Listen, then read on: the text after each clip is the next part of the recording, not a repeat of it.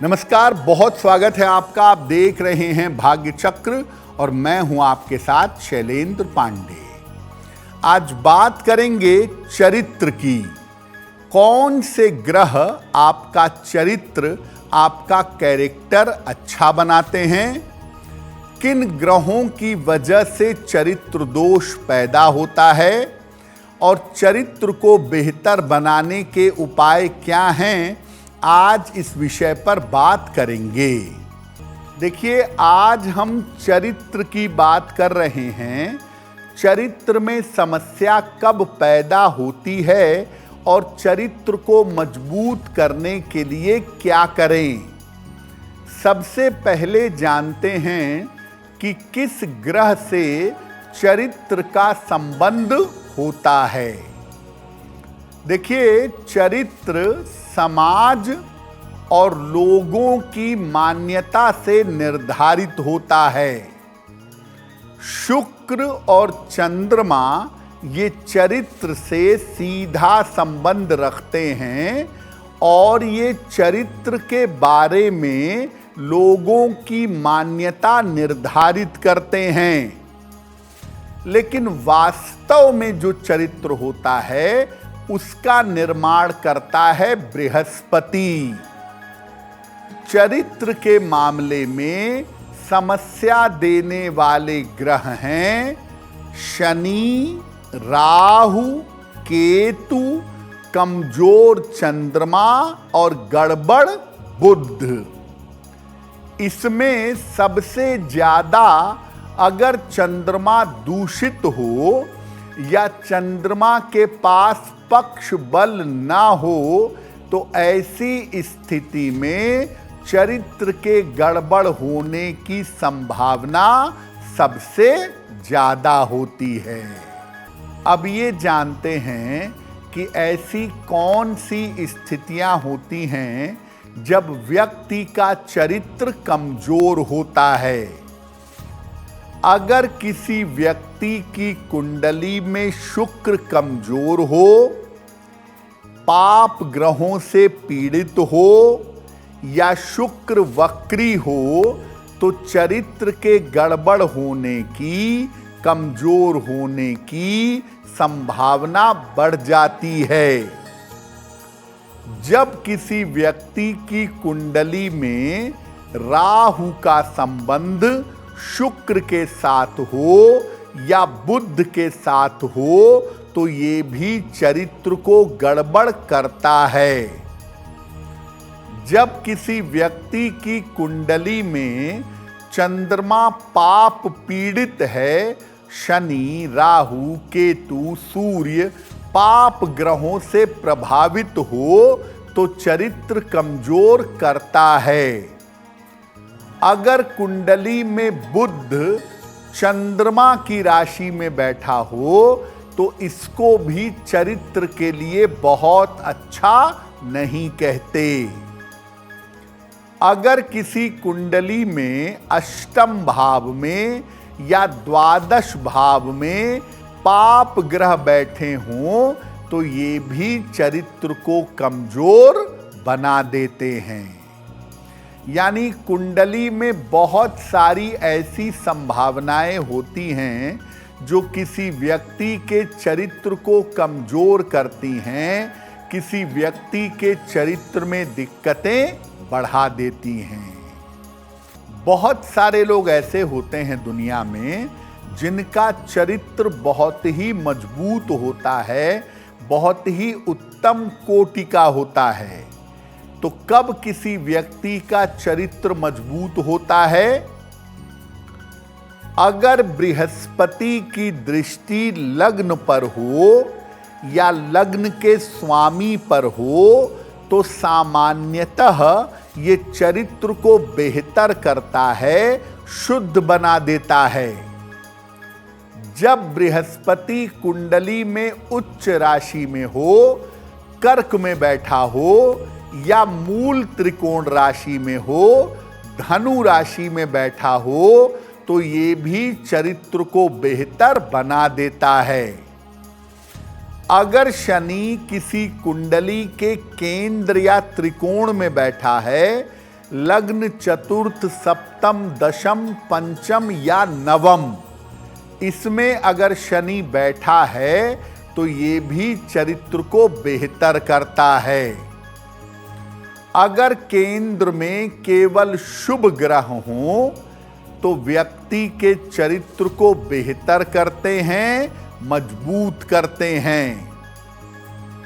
जब छठवें, आठवें या 12वें भाव में केवल शुभ ग्रह बैठे हों तो ये भी व्यक्ति की कुंडली में चरित्र को बेहतर कर देते हैं। बहुत बार लोग, बहुत सारे व्यक्ति चरित्र के चक्कर में अपयश के शिकार हो जाते हैं। ऐसा कब होता है? अगर राहु का संबंध सूर्य, चंद्र या बृहस्पति से हो तो चरित्र के चक्कर में अपयश मिलता है। अगर चंद्रमा किसी पाप ग्रह से पीड़ित हो तो चरित्र के चक्कर में अपयश मिलता है। जब कुंडली के लग्न का स्वामी काफी कमजोर हो तो चरित्र के चक्कर में अपयश मिल जाता है। जब कुंडली में सूर्य बहुत ज्यादा कमजोर हो या शुक्र या शनि के साथ हो तो ये भी चरित्र में अपयश देता है। चरित्र को मजबूत कैसे करें, अपयश से कैसे बचें, इस विषय पर आगे बात करेंगे। अब ये जानते हैं कि अगर आपके चरित्र में कोई दोष है और आप उससे बचना चाहते हैं, चरित्र को अच्छा करना चाहते हैं, तो क्या करेंगे? देखिए, चरित्र को मजबूत करने के लिए, अच्छा करने के लिए बृहस्पति को मजबूत करने के उपाय करना लाभदायक होता है। रोज सवेरे उगते हुए सूर्य को जल अर्पित करिए और जल अर्पित करने के बाद कम से कम 27 बार या 108 बार गायत्री मंत्र का जप करिए। महीने में 2 एकादशी आती है, कृष्ण पक्ष की और शुक्ल पक्ष की। दोनों एकादशी का उपवास रखिए। सोते समय अपना सर दक्षिण दिशा की तरफ रख करके सोइएगा। गायत्री मंत्र का जप करने से मन और आत्मा शुद्ध होती है, विचार पवित्र होते हैं और उसके साथ अगर सूर्य देव को जल अर्पित किया जाए तो उससे चरित्र मजबूत होता है। अगर आपको चरित्र के चक्कर में अपयश मिल रहा हो तो क्या करेंगे? अगर आपको चरित्र के चक्कर में अपयश मिल रहा है तो हनुमान जी की पूजा करने से आप इस अपयश से बच जाएंगे। रोज सुबह और रोज शाम 1-1 बार हनुमान चालीसा का पाठ करें। मंगलवार का उपवास रखें। एक तांबे का कड़ा या तांबे का छल्ला दाहिने हाथ में धारण करें। अगर हनुमान जी की ठीक से उपासना करें, ठीक से साधना करें तो चरित्र के लिए जो अपयश मिल रहा है उस अपयश से आप बच जाएंगे। देखिए, राहु एक ऐसा ग्रह है जो शुभ ग्रहों के साथ बैठकर या शुभ ग्रहों पर प्रभाव डालकर चरित्र को गड़बड़ कर देता है।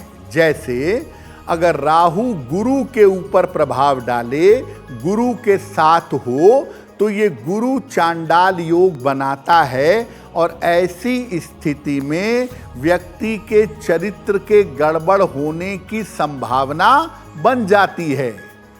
इसी प्रकार अगर राहु शुक्र के साथ बैठा हो तो एक तो वैवाहिक जीवन में दिक्कतें करेगा, दूसरा एक्स्ट्रा मैरिटल अफेयर्स पैदा करेगा और आम तौर पर व्यक्ति किसी ऐसी महिला या पुरुष के साथ जुड़ता है जिससे भविष्य में अपयश का सामना करना पड़ता है। राहु का संबंध सूर्य या चंद्र के साथ होने पर भी चरित्र कमजोर होता है और चरित्र को लेकर जीवन में अपयश का सामना करना पड़ता है। अब वक्त हो गया है ऐसा क्यों का। ऐसा क्यों में हम आपके मन और जीवन से जुड़ी हुई तमाम बाधाओं का समाधान करने का प्रयास करते हैं।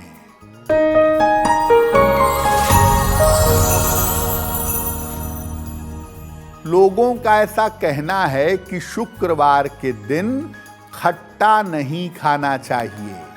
ऐसा क्यों?